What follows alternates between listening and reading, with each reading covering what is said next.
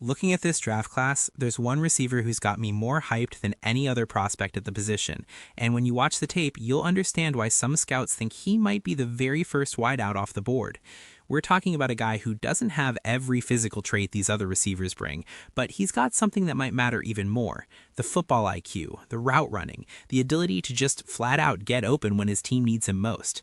What's up, Cowboys? Welcome to the NFL Playbook Cowboys. If you're new here, don't forget to hit that subscribe button. This channel is all about breaking down everything you need to know about the America's team.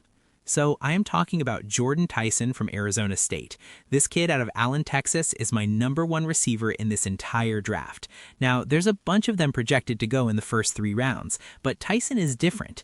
When I'm watching these guys, I've got preferences, things I'm looking for in these players. And if you took everything we've talked about with all the other receivers and smashed them together into one player, Tyson doesn't quite have the height some of these other guys bring to the table. But man, he's got all the other football stuff that matters. I literally wrote down while watching his film, this dude is such a smooth route runner.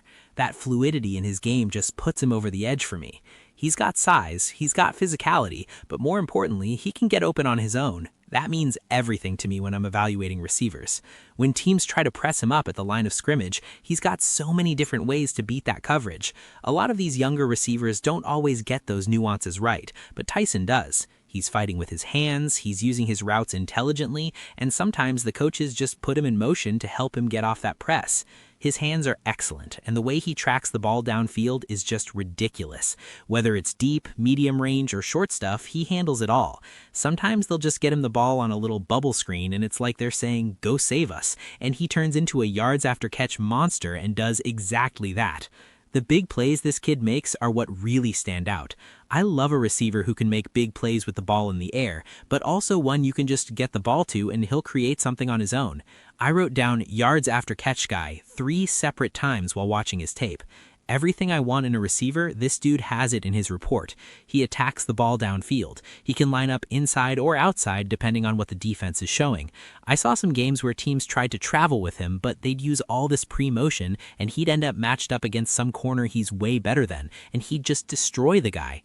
He's one of those smart receivers who understands how to sit down in zone coverage. You see a lot of young receivers overrun those zones, but not Tyson. He finds the holes and he's really quarterback friendly about it. He shows his numbers, kind of like what Jackson Smith in the Jigba does. He'll sit down in those zones, make himself visible, clap for the ball, catch it, and then go be that yards after catch guy all over again. I think he's fantastic. He runs with physicality, and he's got legitimate speed too. I'd love to know what he ends up running at his pro day or the combine, but right now, Jordan Tyson is my receiver 1. I like him a whole lot.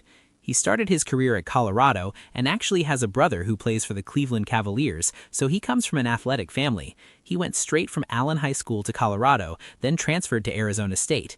The closest comparison I can think of for how this kid plays is George Pickens. When you watch Tyson's tape, it really reminds you of how Pickens operates.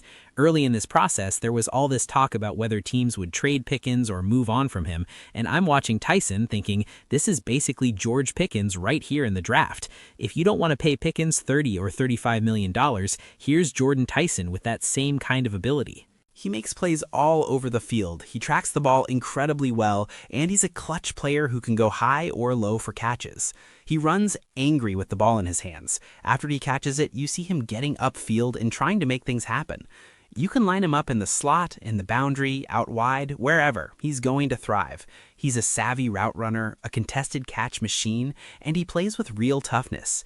Now, there is an injury history you've got to look at. He had a knee issue in 2022 and a collarbone injury in 2024 that need to be checked out. But when you watch him play the position, he's a real treat. I've got a 1 grade on him. I've got him over Mekhi Lemon. I just think he's physically a little better than Lemon, and the route running is right there with him. Compared to Carnell Tate from Ohio State, I think Tyson's a lot more versatile. We'll get to Denzel Boston at some point, but Tyson's clearly above him too. The question is whether he'll be drafted in the top 5 or top 8 range. Depending on how people feel about Jeremy Bernard, it's interesting because right now in the media, scouts are thinking about Bernard as their top guy, but I've seen Tyson ranked as the first receiver, and I've also seen him way down some lists. I don't think people on the media side have a real handle on him yet. I think NFL scouts will probably have him in the top 10. I would not be surprised one bit if he's the first receiver taken off the board. We need to see about that knee situation from 2022 and the collarbone and how all that checks out medically. But when you watch him play, he plays like he should be that first receiver off the board. His ability to make plays all over the field is just exceptional. I'm a fan of Mekhi Lemon too. I've got 2 first-round receivers, with Tyson first and Lemon second, then Carnell Tate in the second round, though we're probably talking about 15, 16, 17 first-round grades overall, and Tate and those guys will probably be in that 18, 19 range as well.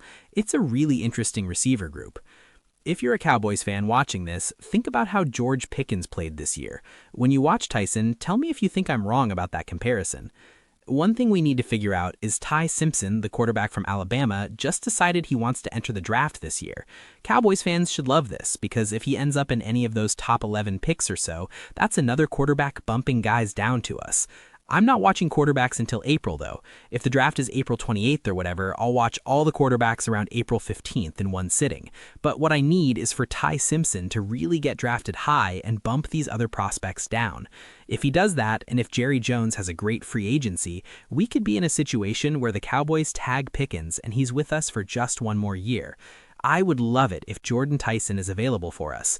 Having him as an eventual replacement when Pickens leaves, stepping up to be that number 2 receiver, that would be fantastic if the Cowboys could pull that off. We'll cross that bridge when we get there, but that's the dream scenario I'm looking at right now with this draft class and how things could fall for Dallas.